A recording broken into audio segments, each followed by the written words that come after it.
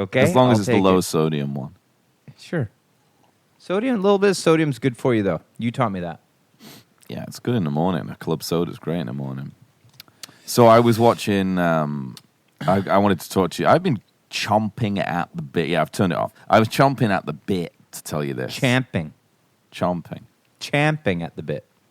Champing at the bit. Yeah, that's the expression. I believe you. Commonly, it's a strange one. What commonly misconstrued as chomping? Exactly. Champing at the bit. You're going to be that guy right now? This is your vibe?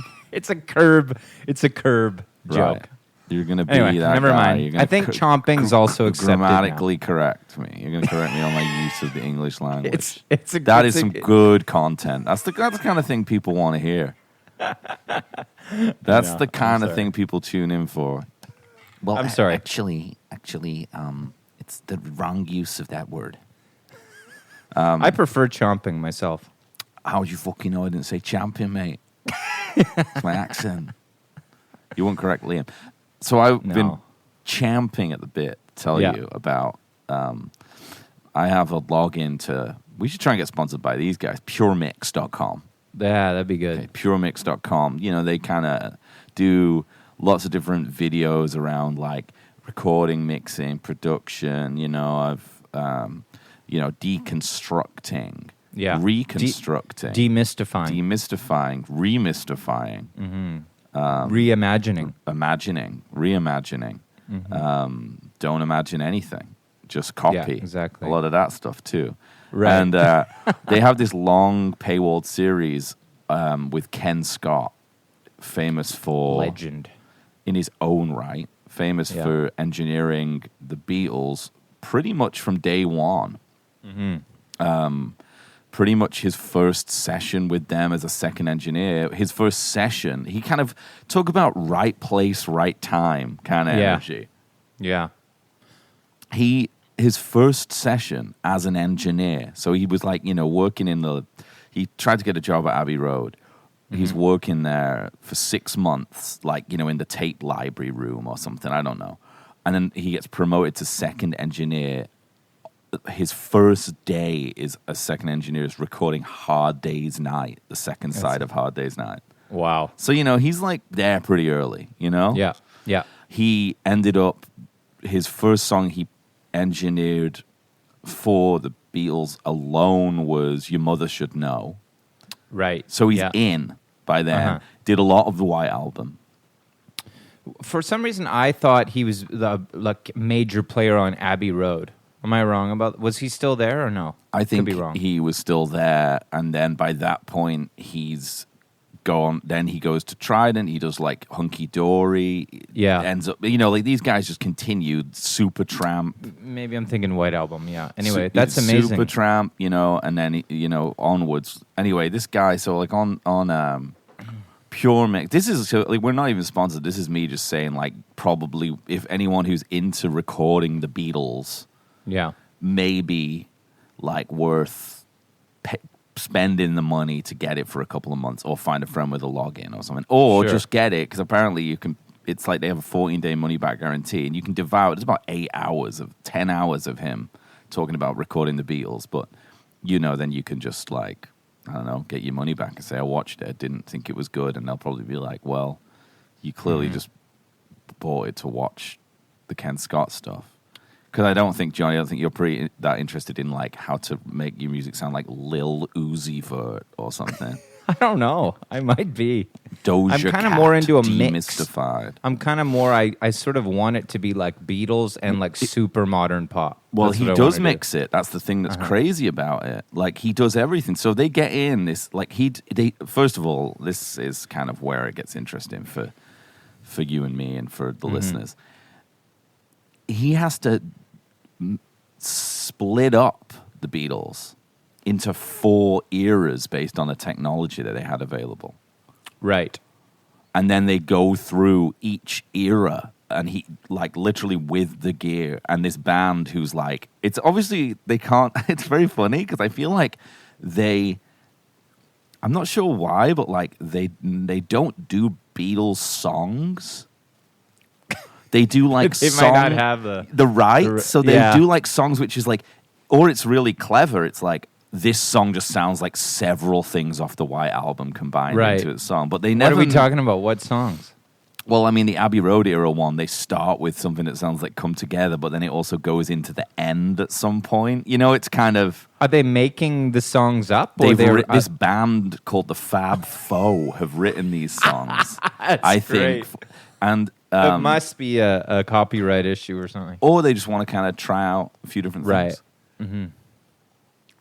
But, you were telling me something pretty amazing about the... No, it's amazing. So, like, I actually only watched Eras 3 and 4. I didn't need to know about the early stuff. Eras 3 and 4 being White Album Abbey Road. Because Abbey Road is on the TG console that you like the plugin of so much, and that Giles Martin feels so ill-equipped to use that he sold it for parts. Yeah, definitely. Don't know how Ken Scott felt about that. But I did start by watching... So, yeah, they start with the drums. And I think it's like... I actually started with, like, the early 60s Beatlesy Please Please Me thing. And the drummer from this band... So they're, like, going through the gear. They're not just going... You know, mic placement, gear. And this drummer's there. And he's like, you know... And they've done... I've seen them do all the other stuff. Like, they got the bass player's got the Hofner. Or he's got the Ricky. It's like, whatever. He's like, we've Vox seen... amp. We know from... Exactly, we know from the photos what they use. And Ken Scott was there. So he's like... I mean, I know the microphones I used on the kit. Or the microphones that would have been used at the time. Yeah. It's really impressive because he explains that eras, it's mostly just the Beatles didn't want anything to sound the same. So everything is experimentation. Yeah. It changes it, and they're experimenting with the kit, with the instruments, with the mics. Anyway, the drummer is really funny because all the other guys are like, okay, yeah, this is the guitar that John would have used. So going through this amp with this microphone. The drummer is there, he's like... talking. He does a really good Ringo, admittedly. He's very good at doing Ringo, playing like Ringo. Yeah. And he starts talking about the drums that Ringo would have used. He's like, you know, we know it's a black Ludwig, like, kit, 1963, so we have one of those in here. And the thing about Ringo that was really interesting is he played a 18-inch ride and a 20-inch crash. Sure. And the first thing that this guy does is he decides not to do that. Like, he's going to be better than Ringo. Right. So he's like, what I've decided to do, because I felt it sounded more like Ringo, is use a different... It's like, just use the ones Didn't he used. you say he had more symbols? Well, that's what I noticed next. Punchline destroyed by you there, but I appreciate it. Oh, sorry, man. Fuck. Yeah. You should have had 2 coffees. Correcting my grammar and taking the punchlines away from me. I thought maybe you had... Okay, never mind. Forgotten?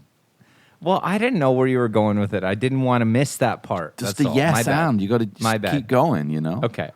So, yeah, basically, the drummer, I'm looking at this and I'm like, it feels like he has too many symbols up there. And he decided to bring in a couple of his own. To, like, recreating the Beatles documentary, just try out maybe like a bit of Chad Smith in there or something. Yeah. Or he's like, you know, Ringo's good. He's like, but I feel like I also want a bit of my style represented. Yeah, in the this. Beatles canon. Because he's updated it a bit. Well, like Giles. How would Love Me Do sound with like a splash Double and like kick. and like a light ride and a dark ride? Just give you some options. Yeah. I bumped into a drummer the other night, a friend of mine that plays with friends called Taylor. Really good drummer, young man, got a very bright future ahead of him. Mm-hmm. And he said he's been listening to the drumming episodes, and I was like, sorry, man. Yeah. Sorry about that, you know.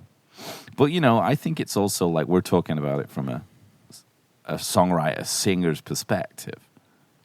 Yeah, of course. If you want the gig, you just play less. It's dead simple.